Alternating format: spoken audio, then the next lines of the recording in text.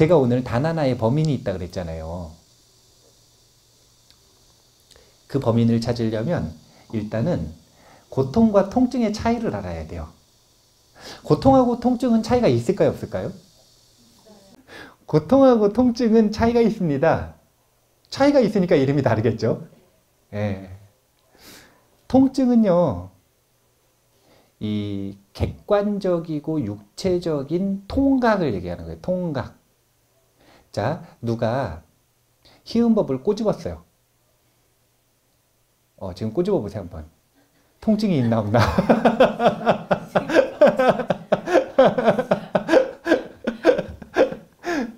누가 여기를 꼬집었어요. 그러면은 통증이 있어요, 없어요? 자, 개가 와서 여기를 물었어요. 통증이 있어요, 없어요? 근데 꼬집는 거하고 무는 거하고 그렇게 심각하게 많이 아파요? 아니, 살이 뚫리게 물진 않았고 아니, 누가 살이 뚫리게 물었어, 뭐 팔이 떨어져 나가게 물었대요? 그거 말고 이렇게 슬쩍 앙 물었단 말이에요. 근데 개들이 너무 좋으면 앙 물다가 이렇게 슬쩍 긁기도 하고 그러잖아요. 그러면은 꼬집는 정도의 아픔이 있을 거 아니에요. 그러면 객관적으로 보기에 통증은 비슷하죠. 하지만 고통은 틀려요. 누가 꼬집은 거는 나중에 이 외상 후 스트레스가 그렇게 심각하지가 않아요. 그런데 개한테 살짝이라도 물리잖아요. 그러면 그 다음부터 개를 보면 무서워지기 시작하죠. 개 옆에 가기도 힘들어지죠. 개가 입만 벌려도 도망가 버리죠. 아직 통증이 일어나지도 않았는데 고통스럽죠. 이게 고통과 통증의 차이예요. 그러니까 고통이라고 하는 건 육체적 통증 플러스 정신적 스트레스예요. 이게 통증과 고통의 차이입니다. 사람들이 부처님께서는 모든 고통에서 벗어났다고 해요. 그런데 왜 식중독 걸려서 돌아가셨느냐 이거예요. 모든 고통에서 벗어났다는데 식중독 걸렸어요. 그러면은 고통스러워요, 안 고통스러워요? 돌아가실 정도면 고통스럽겠죠? 근데 부처님에겐 그게 고통이 아니라 통증이었다라는 거예요. 이 구분을 잘하지 못하면 이 불교에서 추구하는 고해소멸이라고 하는 걸 결코 이해할 수가 없어요. 결코. 그래서 고통이라고 하는 건 육체적 통증 플러스 정신적 스트레스인데 이 이야기가 현대인들한테는 조금 다르게 적용이 되는 것 같아요. 그게 뭐냐면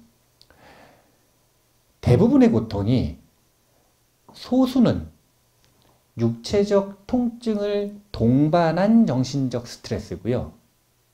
대부분은 육체적 통증이 없는 상태에서의 정신적 스트레스입니다. 이게 지금 현대인들이 겪고 있는 고통이에요. 자, 봐보세요. 통증은 통각에 의해서 일어난다 그랬죠? 그러면 자기가 이렇게 딱 때리지 않는 이상 자기가 때리는 통증은 자기가 일으켰죠? 근데 대부분의 사람들이 자기가 자기 뺨을 때려요? 아니죠? 남한테 맞잖아요. 남한테. 통증은 외부에서 오는 게 가능하다는 거예요. 통증은 외부적인 원인으로부터 일어날 수가 있어요. 그런데 고통은 통각이 아니거든요. 제가 다른 강의에서 자세히 여러 번 이야기를 했는데 마음은 비물질이기 때문에 마음은 외부로부터 상처 입을 수가 없어요. 마음은 결코 외부로부터 상처 입을 수가 없어요. 마음은 외부로부터 영향을 받아서 변화하는 것이고 그 변화하는 것이 싫으니까 상처라고 얘기를 하는 거예요. 자기는 그 상태가 되고 싶지 않은데 외부적인 영향에 의해서 그 상태가 된 거예요. 그런데 그건 상처 입은 게 아니라 변한 거예요. 외부의 영향을 받아서 변한 거예요. 그런데 왜 그게 고통으로 느껴지느냐? 안 변하고 싶으니까. 자, 마음은 비물질이기 때문에 상처 입지 않는다라는 걸 아셔야 돼요. 이 얘기를 왜 하냐면 지금 현대인들에게 있어서 대부분의 고통은 뭐라 그랬냐면 육체적 통증을 동반하지 않는 그냥 정신적 스트레스라고 이야기를 했죠. 그러면 정신적 스트레스는 외부로부터 오는 거예요? 아니면 내면으로부터 오는 거예요? 분명한 건 외부로부터 올 수가 없다는 거예요. 외부로부터 영향을 받아서 변화한다 이렇게 말할 수는 있어요. 그런데 외부로부터 상처 입을 수는 없다는 거예요. 그러면 그것이 상처라고 느끼는 이유는 무엇이냐? 안으로부터 비롯된다는 거예요. 이 원리를 잘 아셔야 돼요. 첫 번째는 고통과 통증을 잘 구분할 줄 아셔야 되고, 그 다음 두 번째는 현대인 특수라. 예전에는 몸쓰고 일하는 일을 하는 경우가 되게 많았죠. 요즘은 점점 몸쓰고 일을 안 하니까 몸을 다칠 일들이 많이 없어요. 통증을 느낄 일들이 많이 없어요. 그러다 보니까 외부를 원인으로 해서 통증은 명확하게 외부적 원인이 있어요. 그렇게 명확하게 외부적 원인이 있는 그런 통증을 겪는 것이 아니라 단순히 정신적 스트레스를 겪는 경우들이 현대 특수로 많아졌다라는 거예요. 이런 상황 속에서는 특히 고통은 안으로부터 온다라고 해서 단 하나의 범인을 지금 이 용의성상을 축소해 나갈 수 있습니다. 밖에 있는가 안으로부터 들어오는가. 자, 그럼 정신적 스트레스는 왜 일어나는지 볼게요. 숫자 놀이입니다. 40 플러스 30 플러스 12 플러스 10은 92. 자, 92. 이건 뭐냐면 우리가 생각하는 100가지 생각 중에 100가지 걱정 중에 쓸데없는 걱정 92가지예요. 네. 하버드 대학에서 실험을 했어요. 하버드에서 실험을 했어요. 하버드에서 실험을 했는데 인간이 가지고 있는 100가지 걱정들, 그 100가지 걱정들을 사람들을 이렇게 쫓아다니면서 추적 조사를 했겠죠. 어떤 걱정을 하고 있는지 뭐 적어보라고 하든지 인터뷰를 하든지 했겠죠. 그래서 실제로 그 걱정들이 실현되는지 안 되는지, 실제화되는 걱정인지 아니면 허상인지, 현실화되지 않는 허상인지를 추적 조사한 거예요. 그래서 봤더니 결론부터 얘기하자면 100가지 걱정 중에 92가지 걱정은 전혀 쓸데없는 걱정, 일어나지 않는 걱정, 일어날 거면 3000년 정도 뒤에 일어날 걱정, 살아생전에 볼 수 없는 걱정, 아무리 찾아도 찾을 수 없는 걱정, 쓸데없는 걱정이 92가지였대요. 어떻게 합이 이루어지는지 볼게요. 40가지는요. 미래에 대한 걱정인데 아직 일어나지 않고 일어나지도 않는 일에 대한 걱정이 40가지였답니다. 이게 미래에 대한 걱정인 거예요. 그런데 살아보니까, 추적조사 해보니까 그 40가지는 일어나지 않더라. 예를 들면 이런 거죠. 우리 지진이 일어날까봐 걱정해요, 안 해요? 우리나라에서도 이젠 하죠. 네, 우리 절 스님들도 걱정하는 게 있어요. 그게 뭐냐면 저 집 무너질까봐.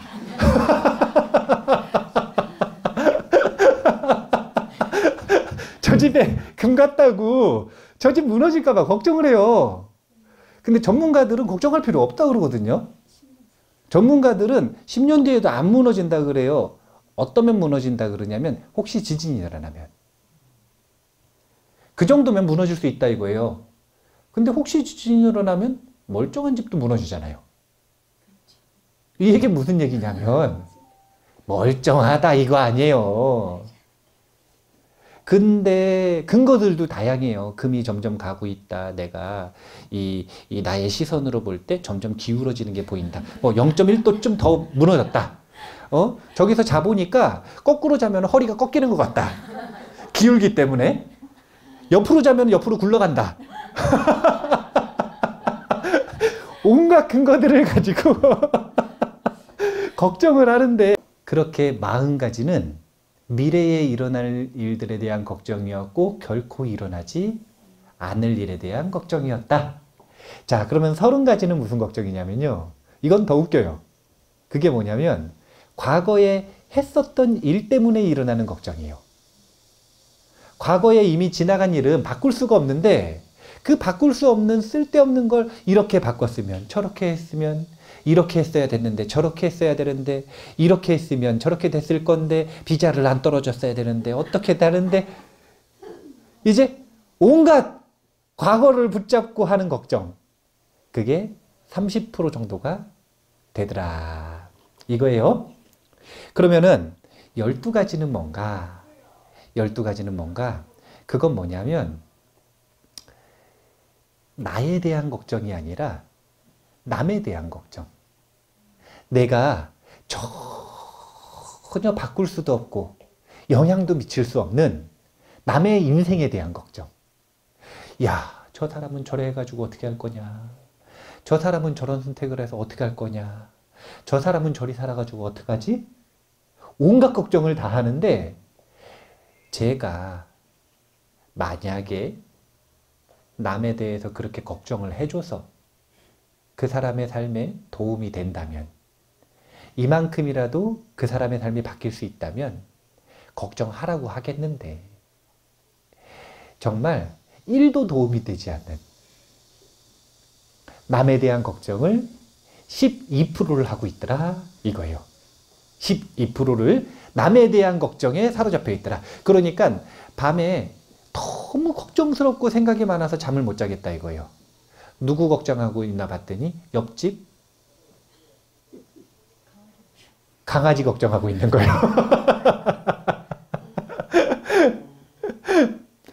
이게 이제 걱정의 특징인데 그리고 나머지 10%가 뭐냐면 이 10%가 바로 이 아직 생기지 않는 몸의 병에 대한 걱정입니다. 아, 이거 나중에 이렇게 병 걸리면 어떡할까? 나중에 이런 병 걸리면 어떡할까? 나중에 이런 병 걸리면 어떡할까? 이런 10% 병에 대한 걱정. 대부분 그 병을 안 걸리더라 이거예요. 대부분 그 병을 안 걸리더라. 92%가 쓸데없는 걱정이래요. 그럼 나머지 8%는 실현이 어느 정도 됐다는 거죠. 그런데 의미심장한 얘기를 한마디 더 합니다.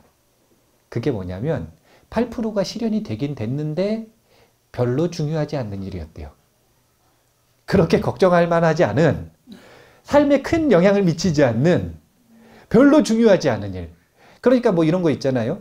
사람들 흔히 길을 가다가 내가 돌멩이에 걸려서 넘어지면 어떡하지?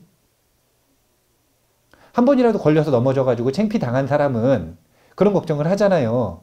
그러면 대부분의 사람들한테는 그 일이 안 일어나는데 우연히 누군가한테 일어난단 말이에요. 그럼 실현이 됐어요, 안 됐어요? 그러니까 쓸데없는 걱정은 아니지만 별 중요하지 않은 걱정이더라. 이런 것들. 저는 요즘에 새로운 걱정이 하나 생겼어요. 그게 뭐냐면은 차 문을 열고 지나가다가 새가 일로 들어오면 어떡하지?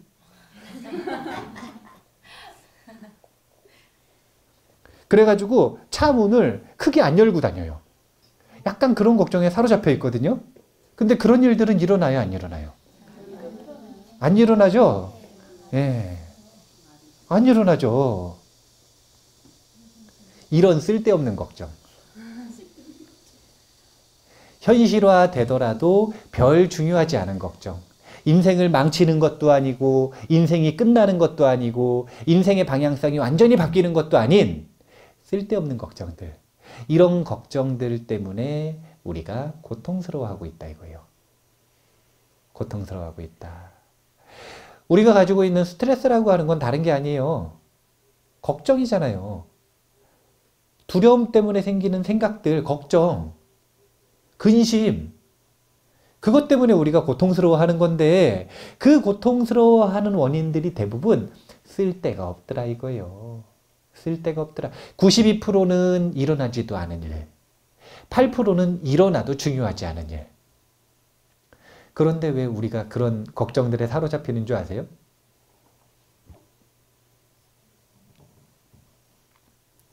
걱정을 즐겨서 그래요.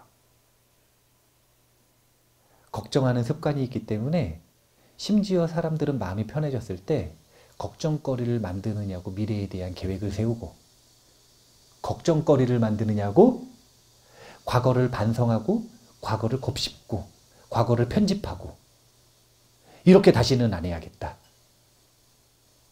이렇게 삶을 되돌아보고 반성하는 게 나쁘다는 게 아니에요. 그게 걱정과 반성의 차이는 뭐냐면, 반성은 하고 말아요. 걱정은 그걸 계속 붙잡고 밤에 잠을 못 자요. 이런 걱정이라고 하는 거고, 해서 자신의 삶에 반영해서 지혜가 생기면 그건 반성이라 그러는 거예요. 우리가 이렇게 쓸데없는 걱정들에 사로잡혀 있고 걱정을 즐기고 있다 이거예요. 이게 우리의 고통의 원인이더라. 걱정에 사로잡히면 어떻게 되냐면, 셰익스피어가 한 이야기인데 한번 다 같이 읽어볼까요? 사람은 마음이 명랑하면 종일 걸어도 지치지 않지만 마음이 무거우면 불과 1km를 걸어도 지친다. 인생도 이와 같다. 항상 밝고 명랑한 마음가짐으로 걷는 게 좋다. 이런 경험들 많이 하시잖아요. 네. 그렇게 먹을 걸 좋아하는 희음이가 비자를 떨어져가지고 우울하니까, 걱정에 사로잡혀 있으니까 뭐라 그러냐면 안 먹고 싶대요. 아니 평소에 먹을 걸 그래 좋아하는 희음이가, 예, 별로 안 좋아하는 곳이나 별로 안 좋아하는 사람도 맛있는 거 사준다 그러면 가거든요. 이 식욕의 뭔가 그 강렬하게 사로잡혀 있는 희음버부가 비자 2번 떨어지고 우울하고 3번째도 떨어지면 어떡하나 근심과 걱정에 사로잡혀 있으니까 안 먹어요, 안 먹어. 먹어도 맛이 없대요. 예. 아니 왜 보면은 우리 송덕사에 오는 법우님들이 희음법우 보면 명랑하다 그러잖아요. 예. 사람이 마음이 명랑하면 종일 먹어도 지치지 않는 거예요.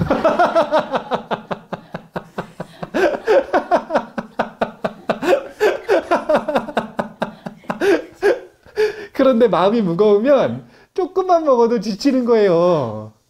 야, 그대로 적용이 되네요. 아, 근데 요즘 다시 회복했어요. 다시 잘 먹어요. 이제 걱정 사라졌거든요. 왜냐면 포기하고 나니까.